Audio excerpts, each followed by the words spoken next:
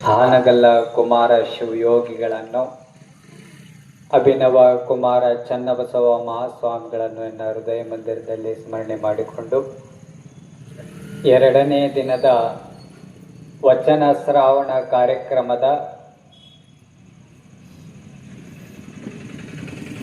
ಸಾನ್ನಿಧ್ಯವನ್ನು ವಹಿಸಿರ್ತಕ್ಕಂಥ ಆತ್ಮೀಯ ಪರಮ ಪೂಜ್ಯರು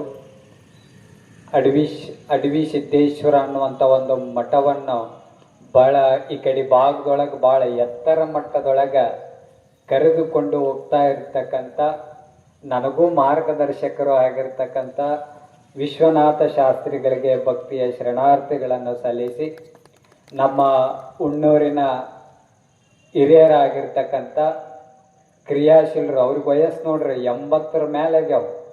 ಇಲ್ಲಿ ಎಲ್ಲ ಸನ್ಮಾನ ಮಾಡಕ್ಕೆ ಬಂದವರೆಲ್ಲ 80ರ ಮೇಲೆ ಇದ್ದವ್ರು ಅದಾರ. ಅದನ್ನ ನೋಡಿ ಭಾಳ ಖುಷಿ ಆಯ್ತು. ಈಗಿನ ನಮ್ಮದು ಯುವ ಪೀಳಿಗೆ ಟ್ರೆಂಡ್ ಏನು ಬಂದದಲ್ಲ, ಈಗೇನು ನಾವು ಬದುಕಾಕತ್ತೇವಲ್ಲ, ನಾವು ಬರೀ 50ರ ದಾಡ್ತೇವಲ್ಲ ಅನ್ನೋ ಗ್ಯಾರಂಟಿ ಇಲ್ಲ ನಮಗೆ. ಆದ್ರೆ ಅವಾಗಿನ ಹಿರಿಯರು ನೋಡ್ರಿ, ಅವರೆಲ್ಲ ಅವಾಗ ಏನು ತಿಂದ ಗಟ್ಟಿ ಅದಾರತ್ತಂದ್ರೆ ಗಟ್ಟಿ ಕಟಕ ರೊಟ್ಟಿ ತಿಂದು ಇಟ್ಟ ಗಟ್ಟಿಯಾಗಿ ಅವ್ರು ಕುಂತಾರ.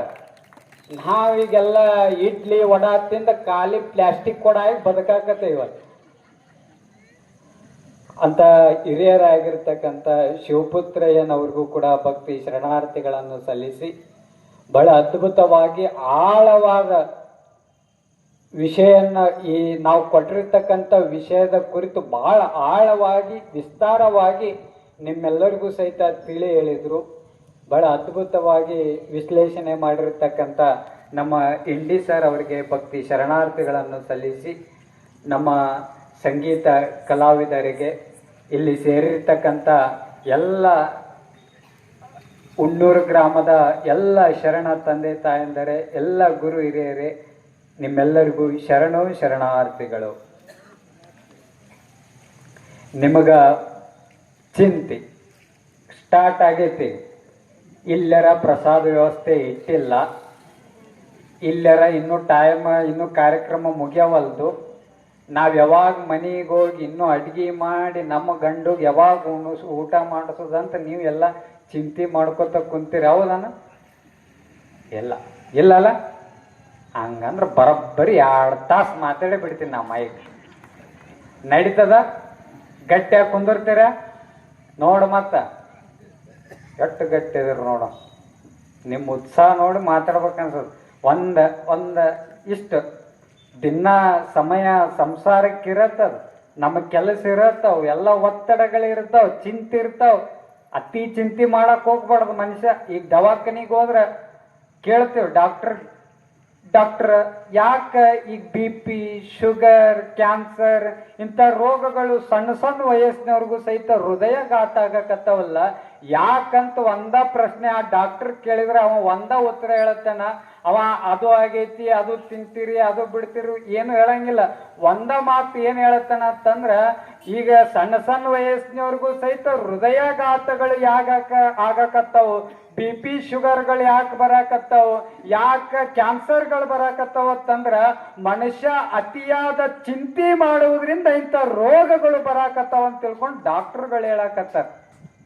ಅದಕ್ಕೆ ಭಾಳ ಚಿಂತೆ ಮಾಡಕ್ ಹೋಗ್ಬಾರ್ದು. ಯಾವುದು ಆಗುದು ಆಗ್ತಿರ್ತದ, ಹೋಗುದು ಹೋಗ್ತಿರ್ತದ. ಅತಿ ಚಿಂತೆ ಮಾಡಿ, ಚಿಂತೆ ಮಾಡಿ ಅದು ಮುಂದಿಂದ ಹೇಳಲ್ಲ. ಅದಕ್ಕೆ ಚಂದ ಜೀವನದೊಳಗೆ ಎಲ್ಲ ಮರೆತು ಬಿಡೋದು. ಆನಂದ ಬಯಲನೆ ಬಿತ್ತಿ, ಬಯಲನೆ ಬೆಳೆದು, ಬಯಲಾಗಿ ತಯ್ಯ. ಇದು ಕೇಳಿದ್ರೆ ನಿಮಗೆಲ್ಲ ನಗು ಬರ್ತದ.